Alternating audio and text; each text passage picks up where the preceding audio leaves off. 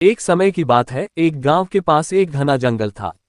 जंगल में एक खतरनाक शेर रहता था जो अक्सर गांव के जानवरों को मारकर खा जाता था।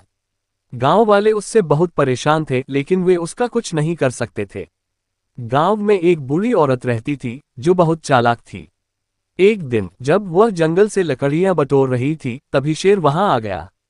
शेर ने गुर्राते हुए कहा, अब मैं तुझे खा जाऊंगा।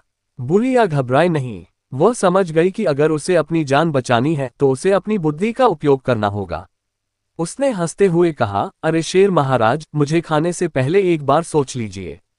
मैं बूढ़ी हूं, मेरा मांस सख्त और बेस्वाद होगा, लेकिन अगर आप थोड़ा इंतजार करें तो मैं आपको बहुत स्वादिष्ट खाना दिला सकती हूँ। शेर चौंका और पूछा, कैसा खाना? बुढ़िया बोली, गांव में आज एक बड़ा भोज है। वहां बहुत सारे मोटे ताजे जानवर और इंसान आएंगे। अगर आप मुझे छोड़ दें तो मैं आपको वहां ले चलूंगी जहां आपको बेहतर शिकार मिलेगा। शेर ने सोचा कि बुढ़िया सच कह रही होगी, इसलिए उसने उसे छोड़ दिया और इंतजार करने लगा। बुढ़िया धीरे धीरे गांव की ओर चली गई और गांव वालों को सब कुछ बता दिया। गांव वालों ने मिलकर एक योजना बनाई। उन्होंने गड्ढा खोदा और उसके ऊपर पत्ते और टहनियां डाल दी। फिर बुढ़िया वापस शेर के पास गई और बोली, आइए शेर महाराज, मैं आपको अच्छे शिकार तक ले चलती हूँ। शेर उसके साथ गांव की ओर बढ़ा।